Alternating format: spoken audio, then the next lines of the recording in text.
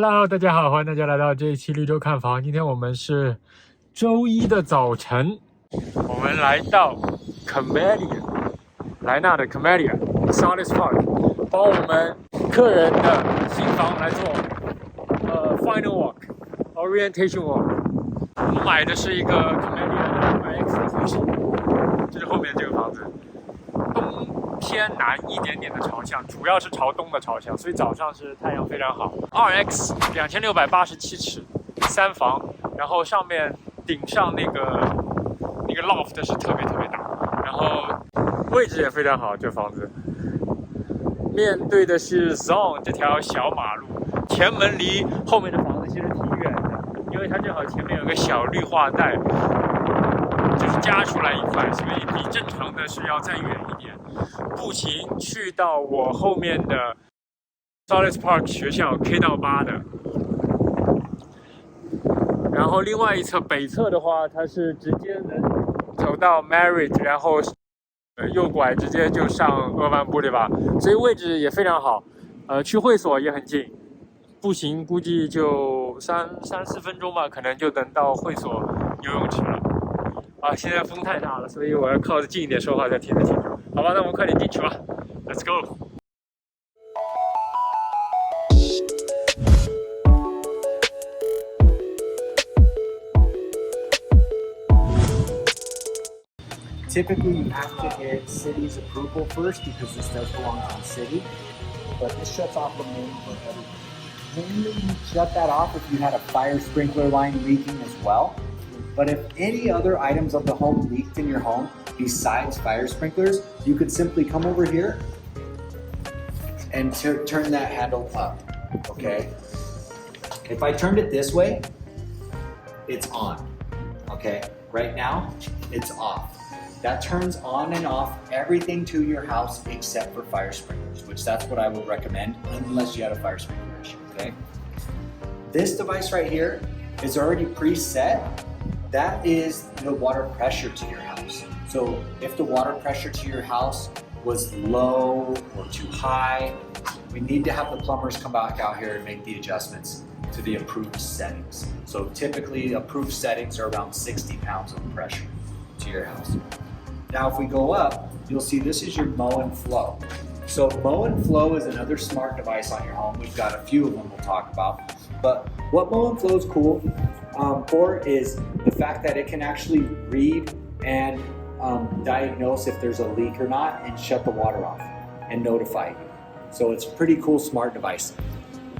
Why it's also pretty cool is if you decide to link it up to your phone, download the app, hook it up to Wi-Fi, plug it in, you can actually turn on and off the water to your house from your phone.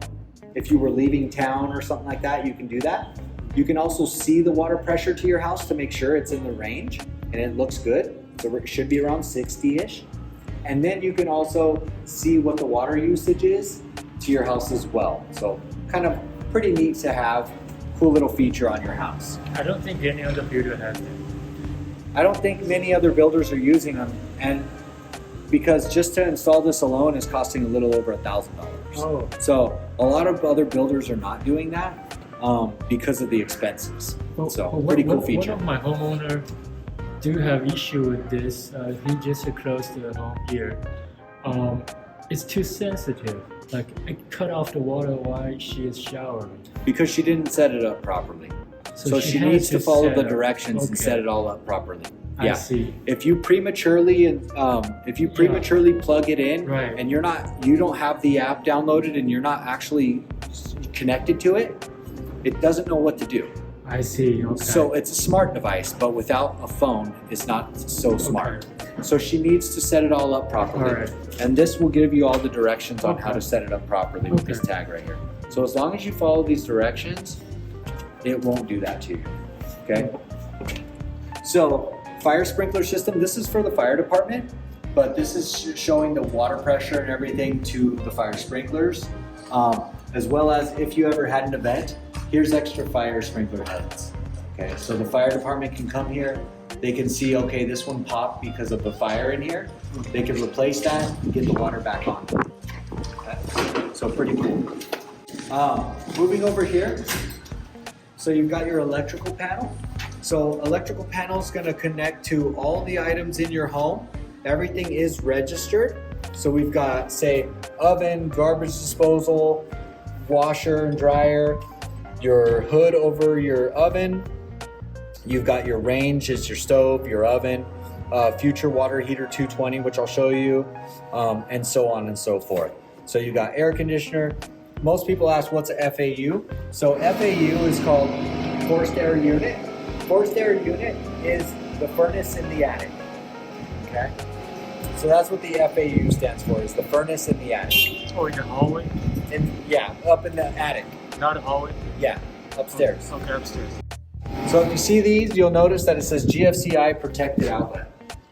What a GFCI protected outlet means is that if it doesn't have power for any reason, look near it and you'll see that there's an outlet that looks like this that's got push buttons on it. More than likely, that push button is tripped somehow, okay?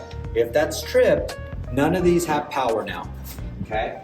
So what we wanna do is you can tap the top button. Now let's just say, for instance, you went in an area that's near a water source, because any areas near a water source in your house are gonna be protected by a GFCI, okay? That's the exterior, if there's an outlet in the front yard. You got your garage, of course. This could be potentially near a water source. You've got your bathrooms, kitchen area, and laundry area. All those areas are within a 4-foot radius of a water source, so they have to be protected by a GFCI, okay? So if you ever have an outlet not working in one of those areas, find one of these. Now, if you go to tap these and it doesn't work, that's when you can go over to the breaker box. So let's just say you were tapping this. Yeah, let's just say that you're tapping this one though, and it's not working. So maybe it tripped at the panel, okay? Now let's just say it tripped at the panel. So we got a trip breaker. We can test them all, make sure they're all on. You got to one that wiggled, right? Okay, so we know that one's tripped, right? So let's go ahead and we'll turn it off and turn it back on. And that's how you properly reset a breaker. You have to turn it off and turn it back on after you've identified it, okay? Now we can come over here, push the button and reset it, okay? So that's how you properly reset a breaker and properly reset a GFCI. Make sense? If you have any questions about that, you can feel free to reach out. Same thing, it's just that this one is for the garage door motor. So this one right here is protecting the garage door. Yes. And this is the other panel. So it's got a few more extra items in there. Looking up there, you'll see an item that looks like it's unfinished. That is not unfinished actually. That's how they are supposed to be to code. That is a transformer. So a transformer steps down electrical. Our normal electrical here is 120. On our typical outlets, that's 220. Normal outlets, 120 volts. That steps it down to 18 to 24 volts for your low voltage, like your thermostat or your doorbell and exterior lighting. If you have an exterior little light bulbs that are just lighting up address numbers, those are covered by the transformer. Okay? So it's supposed to look like that. In the process of stepping down electrical from 120 volts to about 1824 volts, it emits heat. So by emitting heat, it's not allowed to be inside the drywall and it's not allowed to be painted. Okay? All right. So moving over here, you got your tankless water heater. So tankless water heater, we talked briefly about the warranty. It is covered for 5 years, one through us. So if anything happens within the first year to your tankless water heater, you can contact us through lennar.com. Or if it happens after, then you'd want to contact Renai. So Renai's the manufacturer. You're going to want to reach out to them once you move in. On the left side over here, you got a sticker that's going to have the model serial numbers on it. So you can go ahead and give them all your information and get that registered so you can maintain a warranty of 5 years. 5 years. It's 5 year. Wow. It's 5 year covered. Now the only thing is in order to maintain that 5 year warranty through Renai, they require each homeowner that has one to maintain it. Okay, so how do you maintain the warranty on this? Is you have to descale it every 12 months. Okay, so a descaling process means that you're going to flush it out with a solution that's like vinegar and water, and that basically takes all the scale out of it, which is like hard water minerals that start to build up on the burners inside. Okay, hot water is the most corrosive thing on the planet. It goes through here every single day and starts to build up all kinds of like mineral deposits. So they require that in order to keep a warranty going. So if you ever smell gas coming from your house for any reason, okay, you have this gas shutoff right here will isolate gas coming from your tankless water heater, and then you have a main gas meter, which I got to show you, to shut off the entire house. But this will isolate the gas if you have any gas leaks coming from this area over here. Okay. Now, if you have any water leaks coming from this for any reason, you've got this shutoff right here and this shutoff right here. These two shutoffs will isolate the unit so that this will stop leaking. Okay. Just the bottom ones. The top ones with the caps on them, those are the service ports that I was telling you for the descaling process. Oh, okay. Okay, so that's what a plumber can hook up to, and he can run his system so he can flush out your unit for about an hour, and that's the service ports. Okay. This little bulb right here is just for expansion. Hot water expands. They discovered back in the days when they did all copper piping that during extreme temperature changes, the pipes could even crack with expansion. So they've added these expansion balls so that it helps with having room for any kind of expansion with the water and the heat. So you usually have the big thing on the top, Yeah, right? exactly. No more. This right here is a recirc pump. So it's called Ready Hot system. So underneath your kitchen sink in your bathroom in the master, they have buttons that you can press so that you can turn this pump on. What this pump does is it flushes all the cold water that's been sitting inside your hot water lines all night. If you're waking up first thing in the morning or you're coming home from work, I would say anytime you haven't used the hot water for a period of at least like 3 hours, you can tap that button. Because the water sitting in the hot pipe will start to cool down.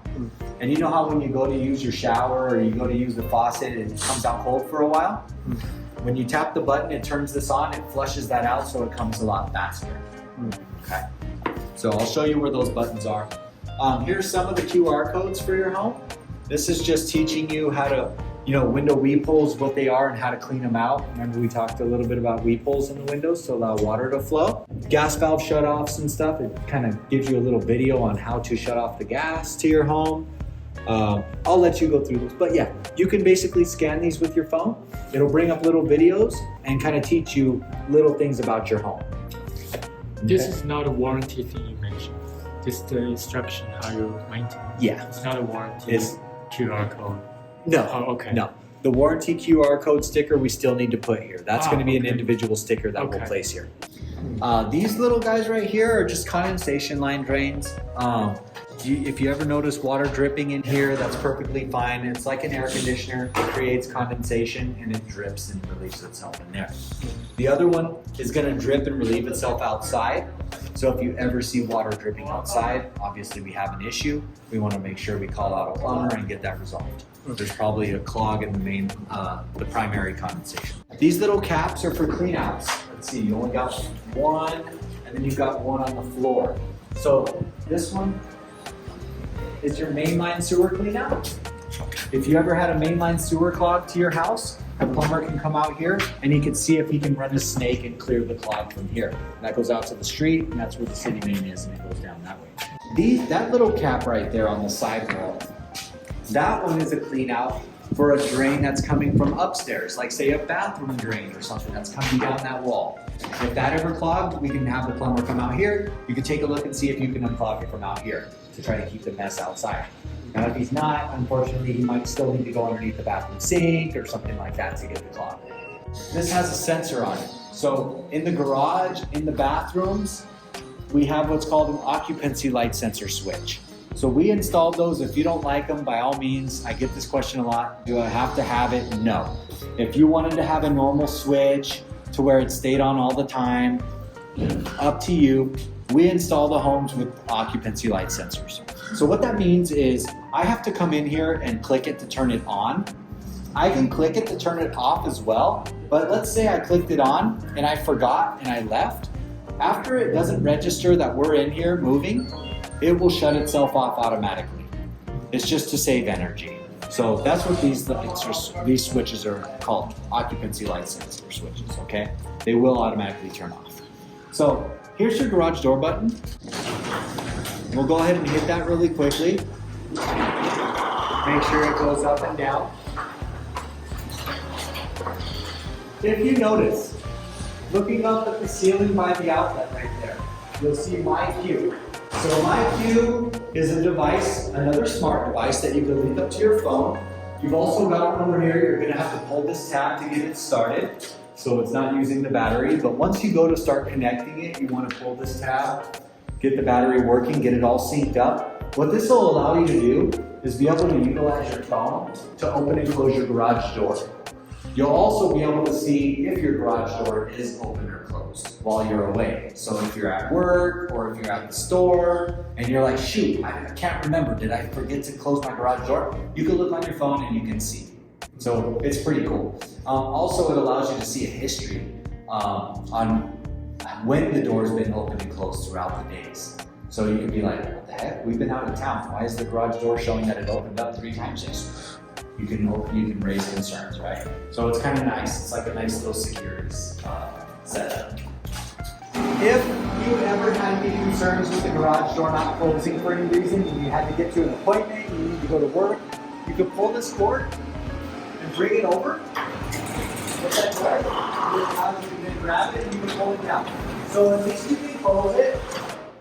It looks like it's closed and locked to all the neighbors and other people that are driving by, so that you can have some kind of sense of security, right? And then you can go ahead and go on Lennar.com as fast as you can and submit a work order for that so we can get the trade out here to get that fixed for you.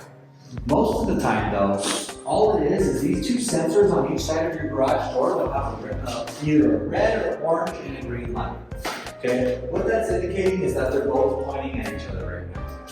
If one of them is not pointing at each other, like let's say that you're bringing your trash cans in here and you accidentally bumped it, or somebody accidentally bumped it, or something's blocking it, you'll see it's indicating that something is not right, okay? If you ever see that, that means that they're not pointing at each other, and they need to be making that contact with laser. So once they make that laser contact, now you can open it and close it. It'll always actually open, but it won't close if those are not pointing at each other, or the lenses might be dirty. So let's say like a year from now, you're having a problem with it closing. Check those lenses on the front. Each one has a lens on the front of it right here. Make sure that it's clear and free of any debris. Sometimes spiders build nests around here and they'll be blocking it. If a little spider gets on there, it'll block that lens and it won't work properly. So just make sure. Sometimes even the webs alone will kind of make that laser deflect. So make sure it's clear and free of any webs, bugs, anything like that. Sound good? Now, in order to link it back together, we want to make sure that this is not in the open position. You see how I just clicked that all the way down? Now that's in free range motion, and that motor, this piece will never lock in there. That piece is going to slide across and it won't connect. So you have to pull it where,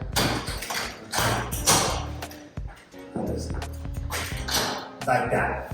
So it needs to be in the back up position, and this motor will come and grab it. So we'll watch this now.